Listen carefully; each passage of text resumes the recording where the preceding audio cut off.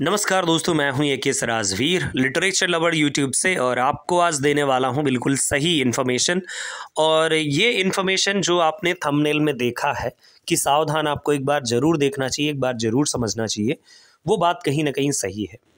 फ़िलहाल में AWES का जो फॉर्म है वो आया हुआ है। तो सबसे पहले हमें ये जानना ज़रूरी है कि AWES है क्या। फॉर्म आया हुआ है, इसकी लास्ट डेट शायद 28 जनवरी है। बहुत सारे लोगों ने अप्लाई भी कर दिया होगा, शायद मैं लेट ये वीडियो बना रहा हूँ। तो सबसे पहले मैं आपको बता दूं कि AWES कोई सरकारी संस्था नहीं है, बल्कि एक ये सोसाइटी है।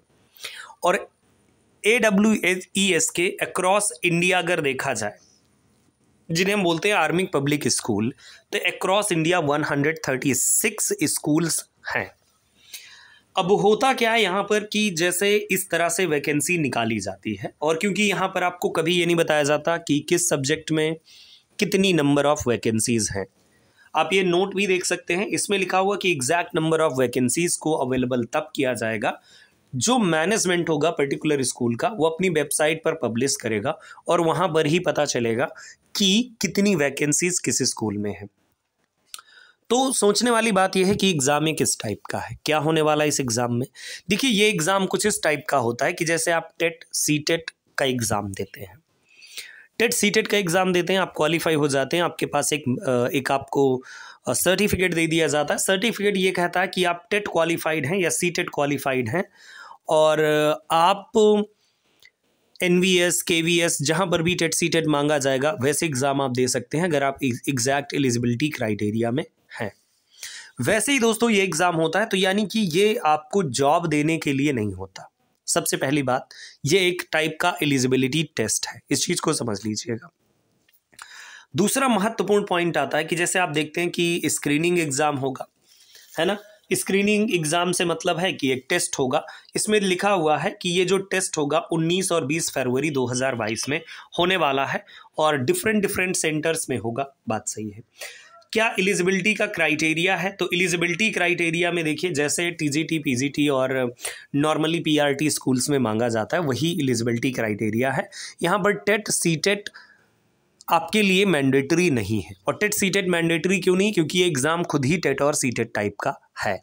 इस बात को आप समझ लीजिएगा।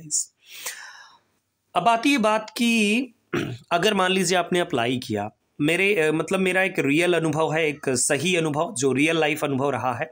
मेरे एक सीनियर रहे हैं दीपक सिंह सर, तो उन्होंने इस एग्ज़ाम को क्वालिफाई किया था, और हम लोग सब हैप्पी थे कि चलिए अब दीपक सर की नौकरी लगने वाली है। लेकिन उन्होंने एक बड़ी बात बताई और एक बड़ी सच्चाई बताई। बड़ी सच्चाई क्या थी? तो दोस्तों, बड़ी सच्चाई ये रही इसमें कि उन्होंने बताया कि देखिए, क्वालिफाई करने का मतलब ये नहीं कि एग्ज़ाम आपको डायरेक्टली वैकेंसी मिल जाएगी। होता मेनली यही है कि जैसे आपने क्वालिफाई किया, एक सर्टिफिकेट मिल गया, फिर अब आपको आर्मी स्कूल में नॉर्मली आप जाएंगे। जब आप पता लगाएंगे क्या यहाँ पर कोई वैकेंसी है, वो कहेंगे आप हमारी वेबसाइट पर चेक करते रहिएगा, वेबसाइट पर हम लोग वैकेंसी पब्लिश करेंगे। मोस्ट ऑफ द टाइम जो भी वैकेंसी निकलेगी, तो वहाँ पर जो भी आर्मी स्कूल हैं, तो वहाँ पर आपको नहीं, मतलब मेरा जो पर्सनल अनुभव है वो ये है कि आपको नहीं, बल्कि मतलब आर्मी परिवार से कोई उनके घर वाले हों, रिश्तेदार हों, उनसे एसोसिएटेड लोगों को कुल मिलाकर के टीचर बना दिया जाता है। फिलहाल में अगर मैं बात कहूँ कि अगर आर्मी के परिवार को बना देते हैं तो इसमें कोई गलत बात नहीं है। अगर आपको बनाना ही है तो नो इशू, बनाइए। लेकिन प्रॉब्लम यहाँ पर यह है कि आप इस तरह से वैकेंसी निकालते हैं, फिर स्टूडेंट्स उसके लिए बहुत सारे लोग फॉर्म भरते हैं।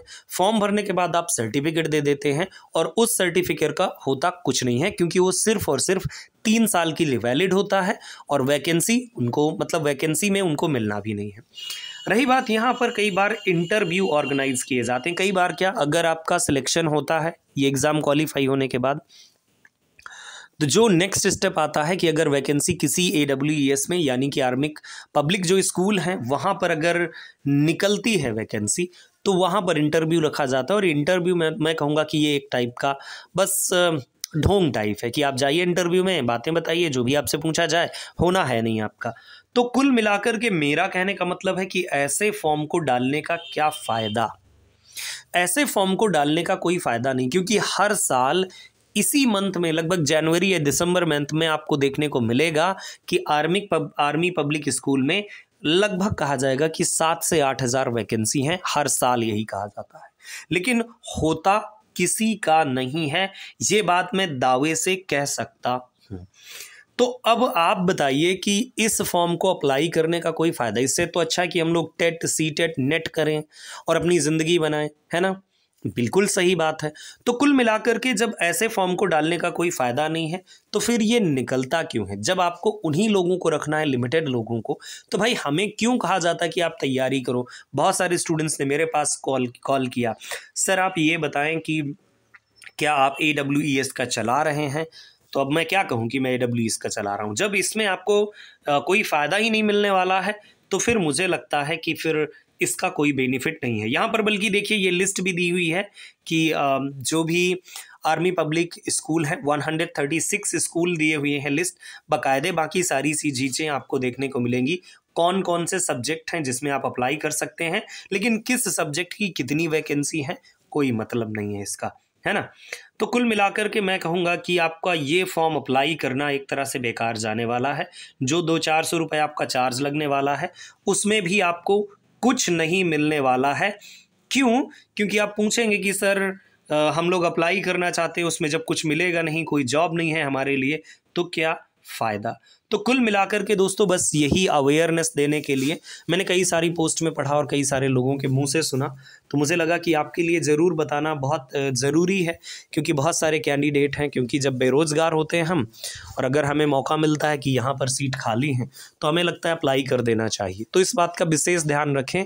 और हाँ, अगर आप अप्लाई करते हैं, अगर आप उसके बारे में पूरे अवेयर हैं, तो फिर आप ज़रूर कर सकते हैं। लेकिन मेरा जो बताना हक था और जो मुझे पता था वो मैंने आपके साथ शेयर किया। Thank you so much. और ऐसी ही जानकारी के लिए, ऐसे वीडियोस के लिए आप मेरे साथ इस चैनल पर बने रहें। अगर आप इंग्लिश लिटरेचर स्टूडेंट हैं तो ज़रूर आप देखते रहें इस चैनल को, ताकि आपको नॉलेज मिलता रहे और आप हमेशा अपने आप को आगे बढ़ाते रहें। Have a nice day.